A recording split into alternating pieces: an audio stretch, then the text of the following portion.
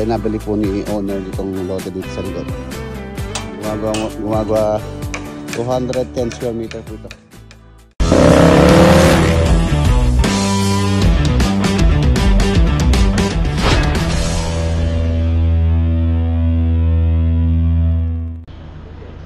Good morning.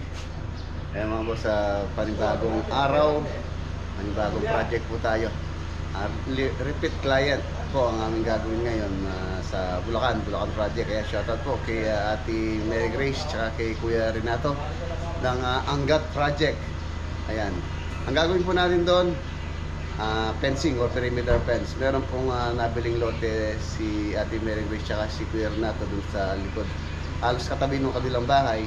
So ngayon, first project natin doon is Kabakuran. Tapos ang balak yata nila, mayroon silang ipapagawa doon. So ayun, napakan po natin. So ngayon, bakod muna. Tapos meron pa pong naka-line up na isa ring project. Ayan. Naayos ko lang yung mga tropa. So ayun, ngayon Angat Bulacan, repeat client. Ayun yung mga tropa. Balang dadaling ko doon. Sila parang Jepoy, sila Daeng. Saka si Diwata. Yan si Diwata, oh.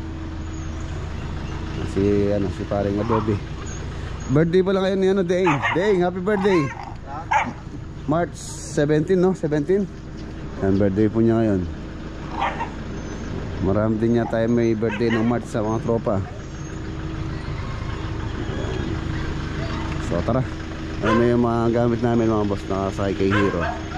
Tapos dadaling ko na si Tamtam. Dahil pagkatapos hihatid kami sa Bulacan, meron pong i-asikasuhin naman si Bayaw na kailangan sa San Fernando.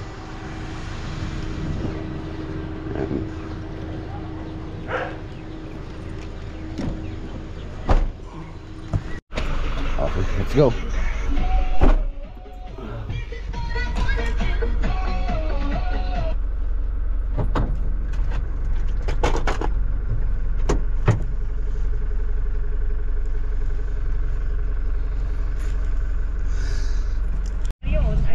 Ayan, nandito na po kami sa Candaba. Bibili kami ng isda. Ayun, walang kamatayang isda. Ulamin namin sa site.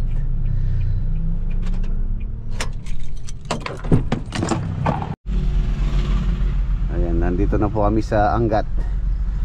Medyo na-traffic po tayo dahil ginagawa pala yung kalsada rito sa may sa may Bustos. Ayan, ito yung arko. Angat Bulacan, muling pagbabalik.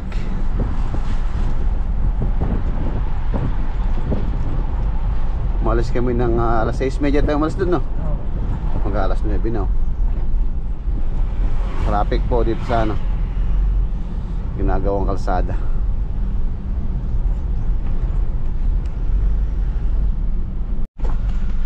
Ayan, nandito na po kami. Na-miss ko to lugar na to. Halos 4 na buwan o 5 buwan din po kami dito na nung ginawa namin itong bahay nila Ate Mary Grace. Ayan, ang muling pagbabalik. Ayan, ito po yung nabili nila lote. Ayan, ayun, ayun yung kubo.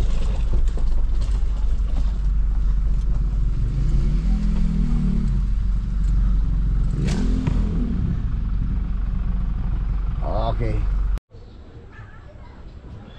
Ayan na mga boss, ito po yung previous project namin last year yata, kung di ako nagkakamali. Itong 2-bedroom vacation house din, bungalow house dito sa Angat. Ayan, ang ganda pa rin po hanggang ngayon. Ayan, shoutout kay Ate Mary Grace. Ayan, ang ganda po ng mga halaman nyo. Tsaka kay Kuya Renato, napakalinis ng bahay. Ayan po siya. Tapos ito po yung project namin na meron kaming ginawa dito. Meron kaming ginawang swimming pool na maliit. Ayun, dito sa area na to.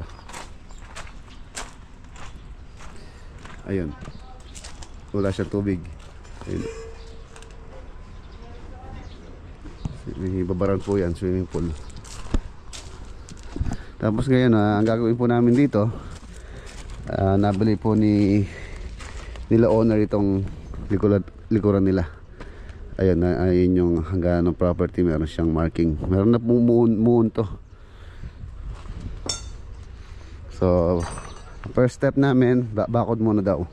Tapos meron silang balak dito. So pagkatapos ng bakod, pag-usapan namin kung ano po yung gusto nilang ipagawa rito. Ayan, yun po yung bahay nila. So pwede sila mag-open ng access dyan, or if ever naman kung gusto nilang ipa-open itong area na to, or yung area na yon, so pwede. So ngayon, bakod muna. Maluwang-luwang po itong nabili nila, siguro more or less mga nasa 200 square meter. Ito po kasing bahay na to, o yung lote nito, kung hindi ako nagkakamali, nasa ano lang po yan, nasa 180, mga ganyan yung lote. Mas malaki po itong nabili yata nila ngayon dito. Ang daming bunga ng talong, oh. May tatamaan po, o yun po yung moon niya. Yun po yung marking na kulay, may paint na red. Ayun, nandun sa ilalim yung moon. Ayun pa yung ano niya, marking. Nandito po yung mga moon. Ayun. Ayan. Moon. Alilinisin namin yung dadaanan ng linya para makapag-layout.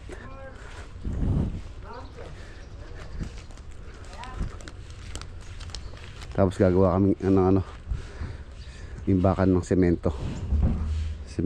Tapos dito na yung mga buhangin. Maluwang pa naman po dito sa may harapan. Ayan, ang bahay ko po ni Kuya Renato, tsaka ni Ate Mary Grace.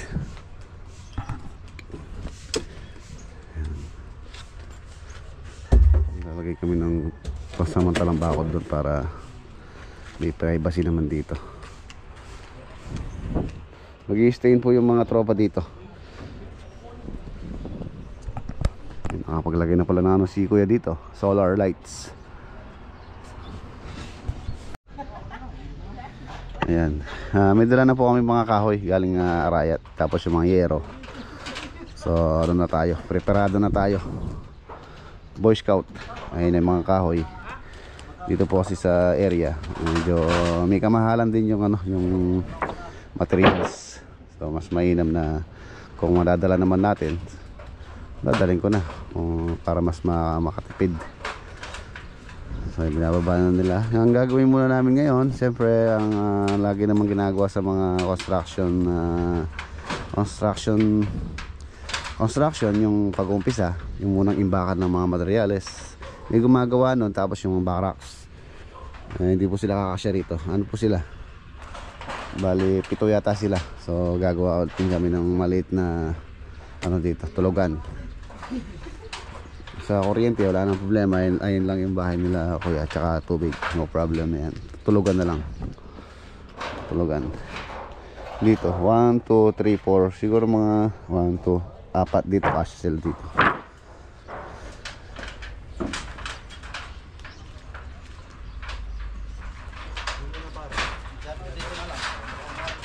Diyan mo lagay.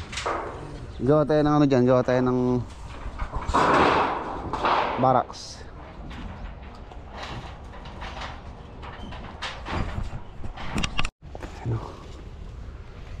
Matorta. Tingnan mo dun saan, matorta natin to. Diretso mo na retang kaipat. Bisa mo pa retang set. Malinis na rin tilapia, wala nang pito ko rito. Kali po kayo, awasan. Dito may pagkara. Wah.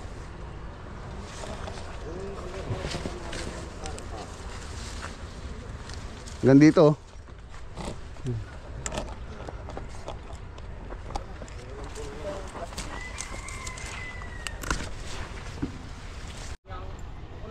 Ayan, binigyan tayo ng talong. Diba? Sarap yan dahil, torta. Ay, ihaw natin mamaya, tamang-tama. Inihaw na talapia at saka dalag yung ulam namin mamaya. Pag luluwas dito. Sabi muna tayo. Ayan, order muna po ako ng materyales. Bakal. Saka Mga CHB. Ayan, okay na. Bale, dideliver na lang po yun.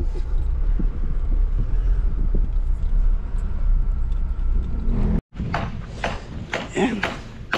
Wala, no choice. Sayang man itong talong. Ang tatamaan po ito. Tignan natin yung tumula sa ito.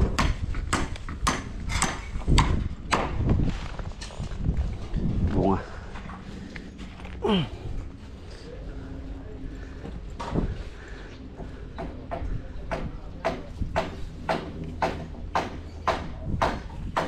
Bukas siya, pipitas daw po sila.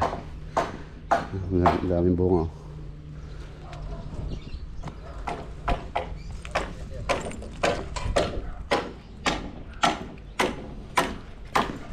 Sa timba.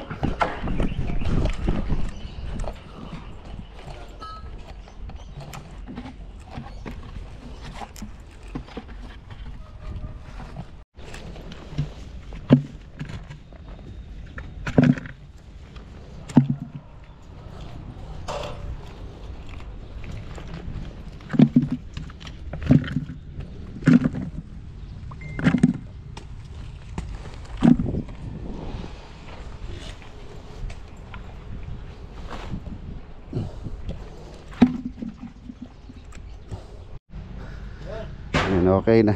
Malinis na. Ano itong mga hindi tinamaan muna ng linya, hindi ko muna pagtanggal para lumaki pa yung mga bunga. Sayang naman. Ito po yung pinaka property line. Ito po yung moon. So dito naman po sa mga moon sentro lang po tayo dito, sentro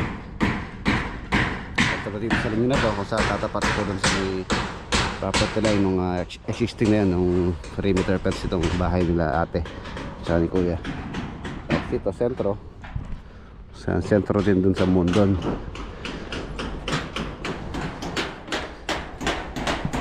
Ayan, ito yung moon. Ito po yung isa. So sentro din tayo dito. Tapos ang katapat nito doon naman. Ayan. Doon po yung magiging gate, may main gate, tapos mayroong service gate dito sa area na to, kung saan nakaparada si Tamtam. Tapos main gate or malaking gate. Ayan. Ayan na yung ano. Pwede nang ma-order mamaya ng semento para may deliver na meron na tayong imbakan.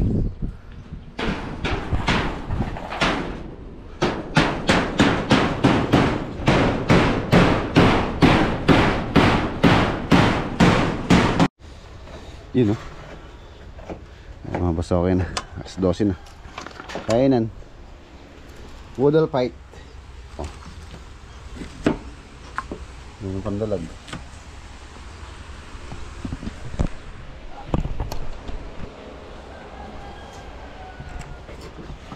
Tayo tayo. Ano yung kalamansi ito? Lato-lato.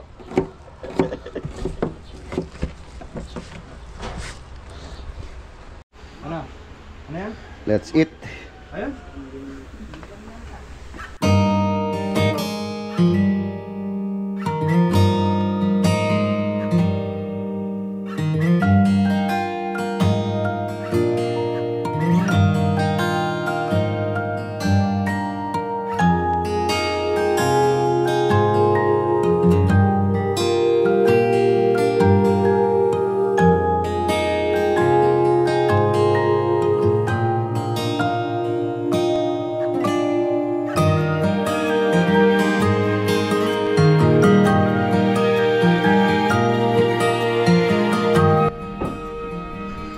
Ayan na mga boss, ano na kami, mag-layout na.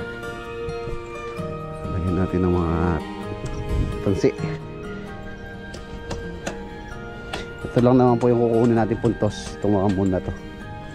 Hindi na natin kailangan mag-eskwala dahil yan, dyan tayo mag reference sa mga moon tayo susunod. Yan, tulad doon. Ito palang lote, hindi siya eskwalado. mapapansin nyo doon, pag ganyan siya, tapos gumanyan po siya doon. Ayun doon. Hindi siya squareness or wala siya sa eskwala. Halos dito lang yata yung nakaskwala niya. Itong lugar, itong area na to. Ayan o. Ito pong setback na yan. Bali yan po yung parang daanan ng tubig. Ano pong 1 meter yan dito. Ito. Lalagyan tayo ng linya para makakapag-start na sila magukay. May nagukay tapos hinihintay ko lang yung bakal. May gumagawa ng mga column.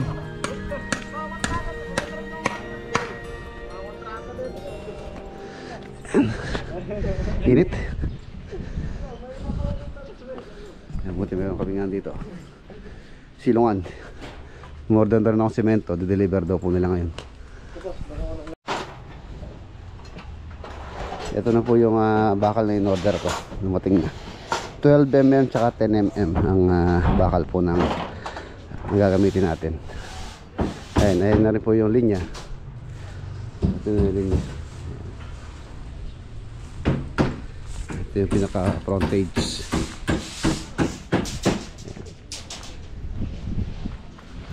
Ito yung moon.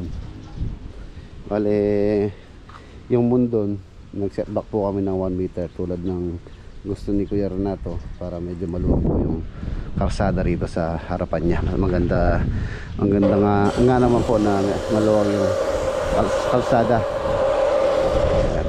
Maluwag na po yung kalsada rito. Dito po kasi masikip na halos. Ayan o. Pwede pang pumarada yung sakyan dito if ever na puno na sa loob. Dito sa gilid may makakadaan pa. So hanggang dito tayo. Yan sa may poste na yan.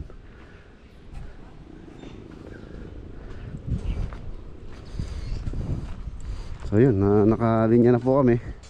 So mag-start na silang magukay. Kasi partition na lang yung mga column. Mga column at least maximum po maximum 3 meters. Tulad niya 3 metro.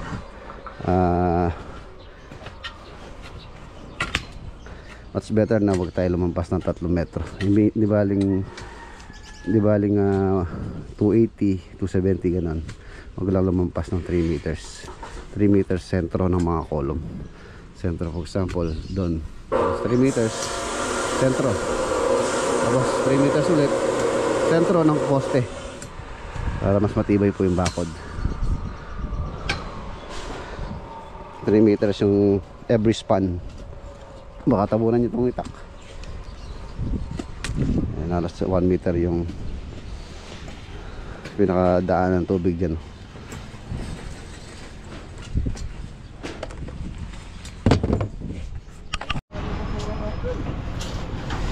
Ayan naman yung simento. Susunod na daw yung buhangin tsaka graba tsaka hollow blocks.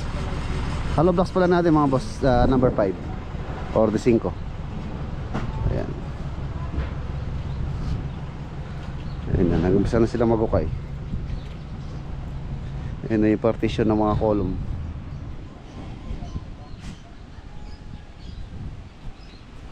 Okay. Starting na.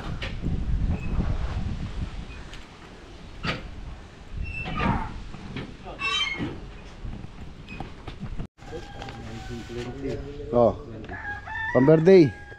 Bigyan mo kita yung birthday. Pang birthday mamaya. Ayan mga boss, 1,000 birthday. Ayan na mga boss, iwan natin sila.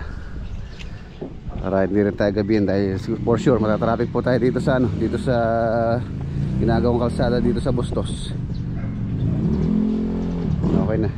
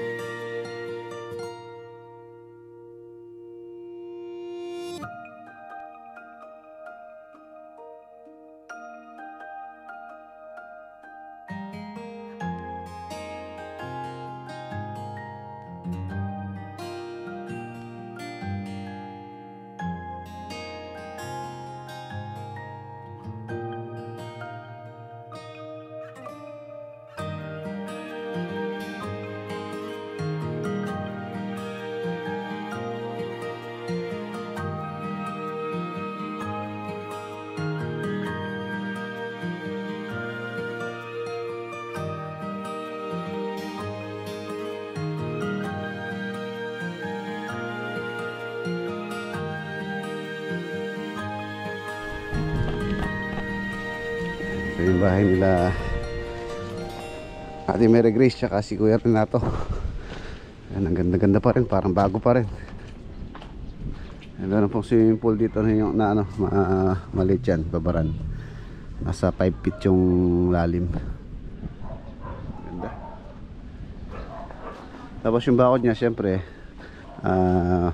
same design po yung bakod, magiging bakod niya. Simulan natin sila. Ayan na, ito po yung ginagawa nilang kalsada rito. Ano? Ano na po kasi yung kalsada rito, lupak-lupak. Hindi ko naman sinasadyang makalimot. Ito po, napaka-traffic dito kanina. Buti po na ano, naaktuhan ko na nakago. Kung hindi, maghihintay tayo ng matagal doon.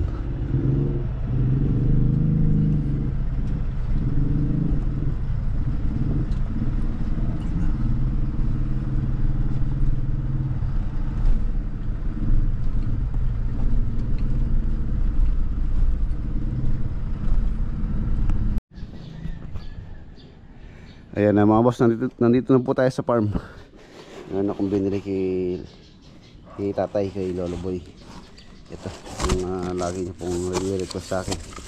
Nakakita ko kanina. Ano po ito? Upuan. Yung kasing gamit niya dito, sira-sira na, butas-butas na. So, sabi niya pagka may nadaan ang kabili, bili mo ko. So, binili ko siyang bago. Lolo Boy! Oh, ito na yung request mo. Ayan oh. Oh. Bago yan. Alapos na, tingnan natin. Mas matibay ito dun sa ano mo, sa luma mo. Mas maganda siya. Oh, paano ba to? Ini. Ganyan. Oh, ba? Oh. Oh, diba? Ang ganda, subukan mo. Pangulan na. Oh. Ang request po niya yan. Oh, kung nanonood siya ng TV doon sa ano niya. Okay ah. Ayos. Matibay yan. Medyo mahal lang ng konti pero at least matibay. Hindi ko yan nauna. Ano, tsaka ito mga kapal yung ano, bakal. Yung kanya dito. Ito, pakita ko lang. Ay, nanonood siya ng TV kana nagre-reklamo yan. Ayan po. Si Dorothy, yung aso niya. Anak-anak na pala to. Iisa lang. Asan yung anak ni Dorothy? Dalawa na. Namatay isa. Ayan o. Pwede pa ini eh. Hindi na yan sali na anong kaya nga. Tayo lang yan. Ito yung anak ni Dorothy oh. Sa anak niya. Ayan. Ano po niyo? Yung nakalahi dito si yung ano, yung aso ni Mrs. Chihuahua po siya. Yung Chihuahua tapos ang nakalahi. Ito yung nakalahi. Ito yung bahay ko muna dito. Grab ng camera. Yan.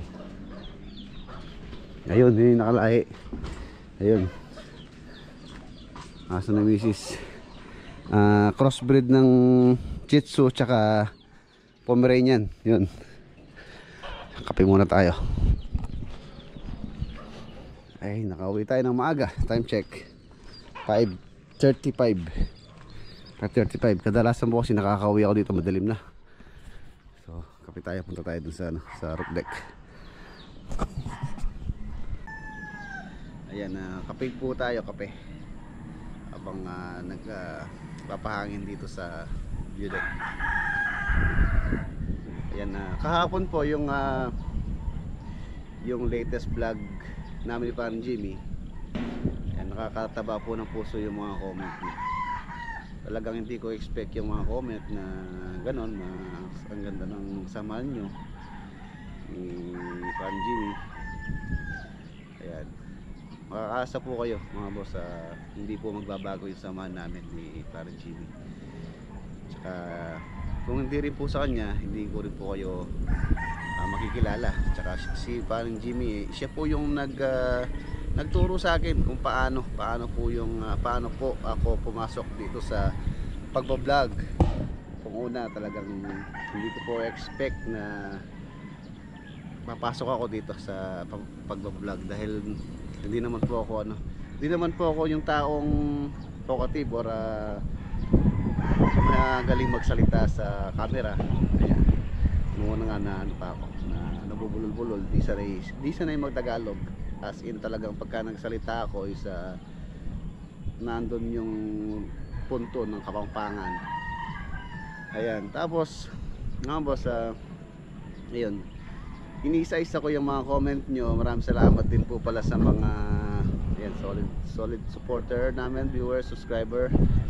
Ayan, yun, kapag nag-iwan kasi ako ng konting halaga lang pang reward sa Gym Squad. Nag-iwan ako ng basket para pero silang pang merienda, ganun. So yung nakakuha si Patrick. Ayan, nagkataon pa, birthday po niya ngayon, birthday po ni Patrick ngayon, na binabati ko ng happy birthday si Patrick. Mabuhay ka hanggat gusto mo, Pat.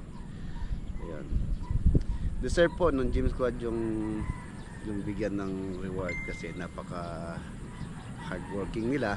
Ayan, shoutout sa Gym Squad. Maraming salamat at lagi nyo sinusuportan si paring Jimmy dyan sa kanyang farming. Ayun, si Saldi, si Kian, si Patrick, si Henyo. Ayan, saludo ako sa inyo. Napaka hardworking. Deserve po ng Gym Squad yung makatanggap ng reward. So ayun po mga boss, dito ko na po tatapusin yung ating simpleng vlog for today. Kita tayo bukas sa next upload. Ayan, paalam po. God bless. Ingat.